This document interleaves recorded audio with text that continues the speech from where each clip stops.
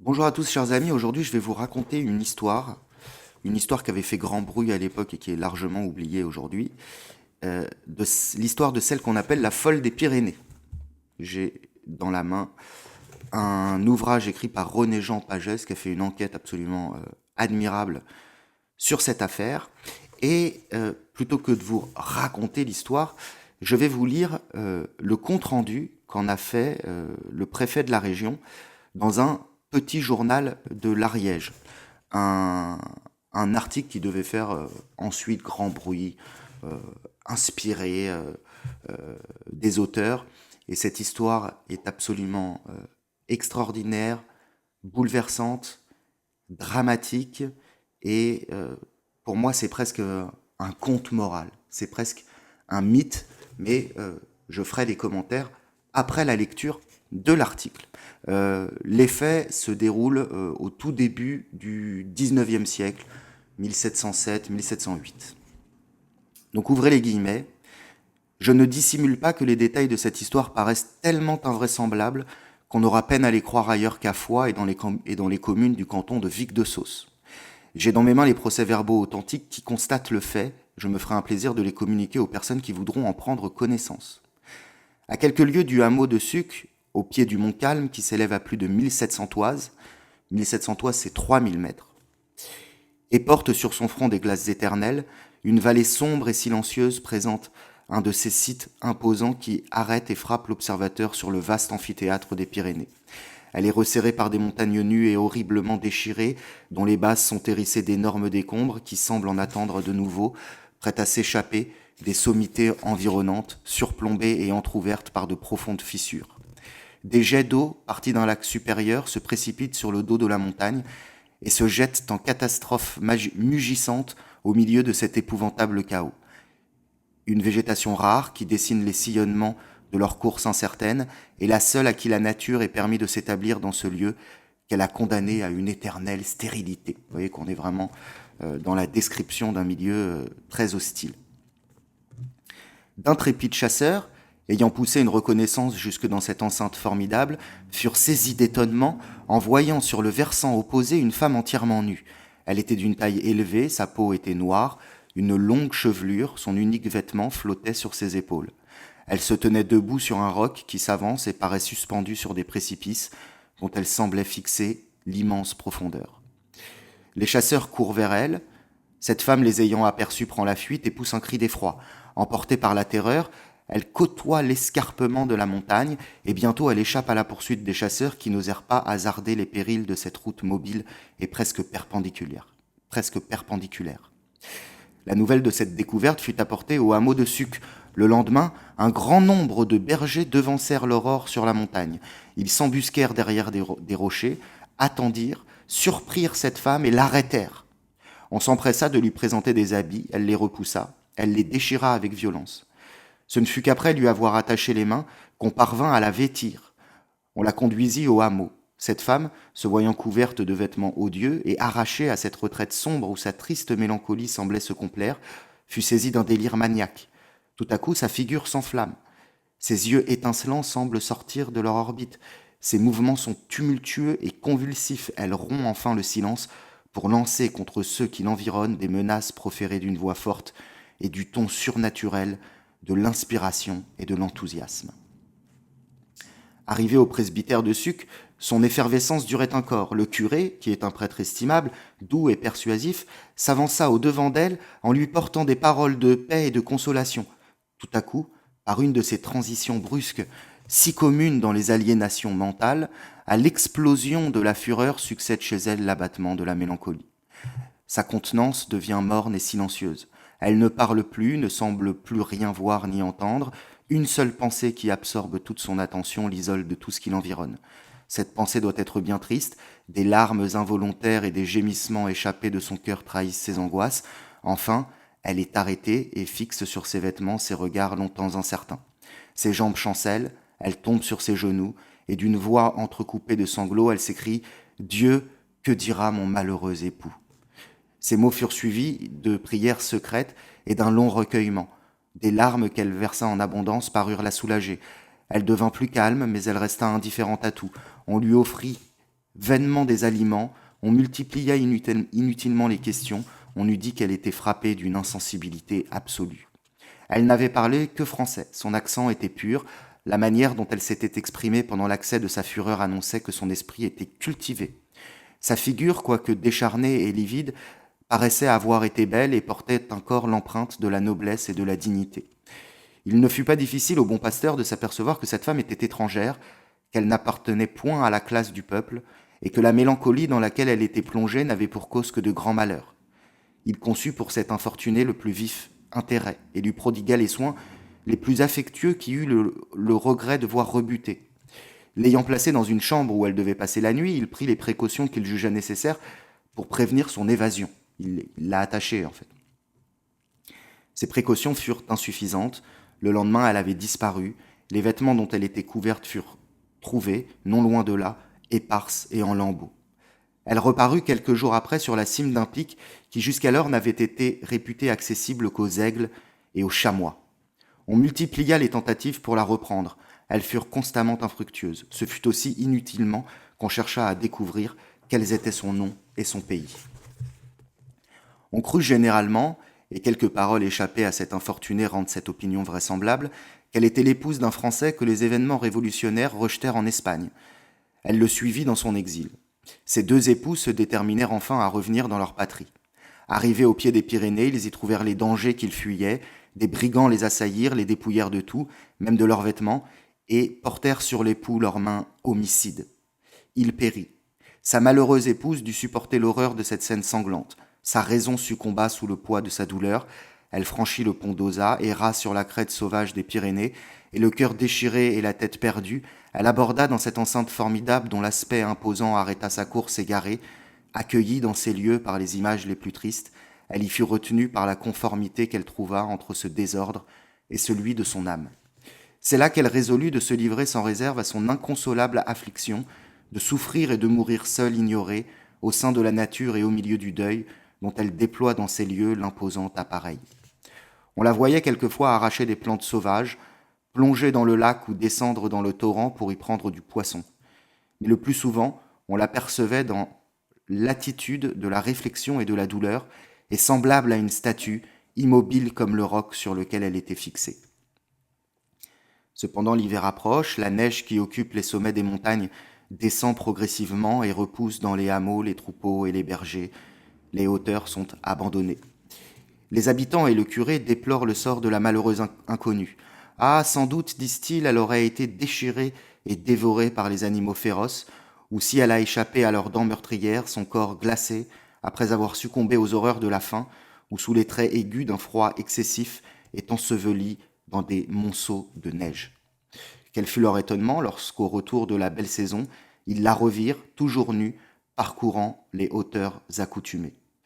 Ils regardèrent cette espèce de résurrection comme un prodige dont ils ne purent expliquer le mystère et qu'ils s'empressèrent de publier dans les communes voisines. Monsieur Vernier, juge de paix de Vite-Clos, en fut prévenu. Ce magistrat se rendit sur les lieux. Par ses soins, cet infortuné est arrêté de nouveau. Il la fait vêtir, il tâche de gagner sa confiance, lui fait prendre quelques aliments crus et non préparés, et essaye de lui dérober le secret de ses malheurs. Pendant longtemps, elle oppose aux questions qu'il lui adresse d'une manière douce mais pressante un silence obstiné. Enfin, pourtant, lui ayant demandé comment il était possible que les ours ne l'eussent pas dévoré, elle répondit « Les ours, ils sont mes amis, ils me réchauffaient. » L'ours des Pyrénées est d'un naturel doux. Il épargne la faiblesse et n'est terrible que contre ceux qui osent le provoquer. Il se retire dans une caverne sauvage aux approches de l'hiver et y passe quelques mois, plongé dans une espèce de sommeil léthargique. Ne serait-il pas possible que cette femme, poussée par le froid dans cet épouvantable séjour, s'y fût réchauffée pendant la rude saison en partageant la couche des ours qu'elle n'abandonnait apparemment que pour aller prendre du poisson dans le torrent ou cueillir des pommes de pin dans la forêt voisine. Cependant, des tourments encore plus affreux étaient réservés à cette infortunée. Elle fut conduite à Foix pour y jouir des secours de la pitié publique. Il est possible que, si elle eût été placée dans un local convenablement choisi et disposé, et confiée aux soins d'un homme également sensible et éclairé, on fût parvenu à dissiper les noires vapeurs de la mélancolie qui obscurcissaient sa raison. Mais cette malheureuse était poursuivie par sa triste destinée. Elle fut d'abord déposée à l'hospice, On l'en retira quelques jours après, sous le prétexte qu'elle en troublait l'ordre, et on la conduisit à l'ancien château fort qui sert aujourd'hui de prison. Ce séjour, placé sur un énorme rocher qui, détaché des autres montagnes, s'élève rapidement du fond du vallon et porte à une grande hauteur 3 immenses tours gothiques, n'est propre qu'à inspirer la terreur et l'effroi. Dès que cette malheureuse s'y vit renfermée, un sombre désespoir s'empara d'elle, ses accès de fureur se renouvelèrent, elle ne cessa de faire retentir les voûtes du cachot de cris lamentables. Un dur concierge, sur qui l'infortune n'a pas plus de droit que le crime, pour se débarrasser de l'importuné de ses cris, conçut et exécuta le projet de la descendre dans un autre cachot, humide et ténébreux, creusé dans le roc, sous une des tours. Il plaça près d'elle de l'eau et quelques aliments grossiers, et ne s'occupa plus de lui donner des soins. Quelques jours après, étant revenu dans ce cachot, ou pour mieux dire dans cette fosse, où il avait eu la barbarie d'ensevelir vivante celle dont les ours, peut-être plus compatissants que lui, avaient respecté le malheur, il la trouva sans vie. Telle fut la fin tragique de cette malheureuse. Nous connaissons une partie du long supplice qu'elle a souffert, mais sa tombe renferme encore le secret de son nom, de sa naissance et de la cause funeste de ce chagrin profond et opiniâtre dont les secousses violentes avaient renversé sa raison. Déplorons sa triste infortune et honorons du moins d'une larme la mémoire de cette étonnante victime de l'amour conjugal. Alors qu'est-ce qu'on peut dire de tout ça? D'abord que c'est une histoire infiniment tragique et triste, et ensuite que la femme dont on parle était un être exceptionnel à tous les égards. Le compte-rendu qu'en fait le préfet, même s'il est très bien écrit, très éloquent, je ne crois pas que les préfets d'aujourd'hui seraient capables de faire un compte-rendu pareil d'une telle histoire, me pose 2 problèmes. D'abord, il minimise la manière dont cette femme a été traitée. La réalité, c'est que lors des 2 arrestations dont elle a fait l'objet, elle a été traquée, elle a été capturée et elle a été attachée comme une bête sauvage. Le traitement que lui ont réservé les habitants de Suc est absolument odieux. La seconde observation découle de la première. Folle, elle ne l'était absolument pas. Elle n'avait simplement aucune envie de se montrer avenante avec ses bourreaux. Et c'est bien compréhensible. On a donc là une femme qui, pour des raisons qui lui appartiennent, a fait le choix radical, en conscience, de quitter la civilisation des hommes pour vivre seule dans la montagne et, plus précisément, dans une zone particulièrement inhospitalière de la montagne. Elle a réussi à y survivre, mais pas seulement survivre, elle y a vécu, et probablement de nombreuses années. Le préfet présente cette femme comme décharnée. On pourrait presque croire qu'elle était malade. C'est tout le contraire de la réalité. Cette femme présente des aptitudes physiques absolument hors du commun. D'abord, elle escalade avec une facilité déconcertante des parois jugées inaccessibles par les habitants de la région, sachant que les habitants de la région sont des montagnards. Ensuite, elle semble dotée d'une résistance au froid quasi surnaturelle.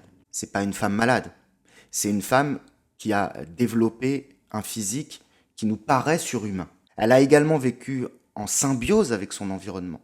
Alors le récit raconte la manière dont elle s'est associée avec les ours, en profitant de la chaleur de leur hibernation, mais il y aurait sûrement beaucoup de choses à en dire. Mais comme elle est morte, on ne pourra jamais le savoir.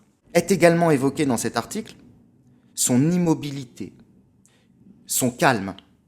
Elle ressemblait à une statue lorsqu'elle était perchée sur la montagne. Elle observait la raison de manière stoïque. Donc cette femme vivait dans une sorte de perpétuelle extase. C'est pas du tout le comportement d'une folle. Autre fait absolument remarquable, elle était seule.